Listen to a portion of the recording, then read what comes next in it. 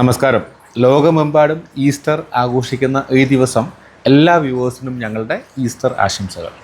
ഇന്ന് നമ്മൾ നോക്കാൻ പോകുന്നത് ഈസ്റ്ററുമായി ബന്ധപ്പെട്ട ഒരു പരമ്പരാഗത ആചാരത്തെക്കുറിച്ചാണ്. അതായത് പല പാശ്ചാത്യ രാജ്യങ്ങളിലും ഈസ്റ്റർ ദിനത്തിൽ മുട്ടകൾക്ക് മനോഹരമായ വർണ്ണങ്ങൾ നൽകി അലങ്കരിക്കുന്ന പതിവുണ്ട്. ഇവ ഈസ്റ്റർ മുട്ടകൾ എന്ന പേരിൽ അറിയപ്പെടുന്നു.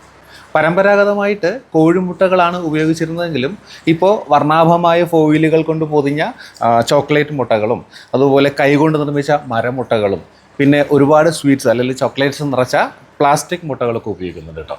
മുട്ടകൾ പൊതുവിൽ പ്രത്യുൽപാദനത്തിൻ്റെയും പുനർജന്മത്തിൻ്റെയും പരമ്പരാഗത ചിഹ്നമാണെങ്കിലും യേശുക്രിസ്തുവിൻ്റെ പുനരുത്ഥാനത്തെയും ശൂന്യമായ കല്ലറയെയും പ്രതീകപ്പെടുത്തുന്ന പുതിയ ജീവിതത്തിൻ്റെ പ്രതീകമായിട്ടാണ് ഈസ്റ്റർ മുട്ടകളെ ഉപയോഗിക്കുന്നത്.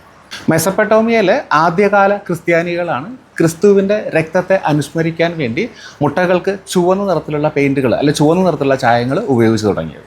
എന്നാൽ ഇന്ന് പലതരങ്ങളിലുള്ള വർണ്ണങ്ങളും ഡിസൈനുകളൊക്കെ ഉപയോഗിച്ചിട്ട് ഈസ്റ്റർ മുട്ടകളെ മനോഹരമാക്കാറുണ്ട്. പാസ്കൽ മുട്ടകൾ എന്ന പേരിലും അറിയപ്പെടുന്ന ഈ അലങ്കാര മുട്ടകൾ ഈസ്റ്റർ സമയത്ത് സമ്മാനങ്ങളായിട്ട് ഉപയോഗിക്കാറുണ്ട്. അപ്പോൾ ഈ ഒരു ചെറിയ അറിവ് അറിയാത്തവർക്ക് വേണ്ടി പങ്കുവയ്ക്കാൻ കൂടിയാണ് ഈ ഒരു വീഡിയോ ചെയ്തത്. അപ്പോൾ എല്ലാവർക്കും ഒരിക്കൽ കൂടി എൻ്റെയും കുടുംബത്തിൻ്റെയും ഈസ്റ്റർ ആശംസകൾ.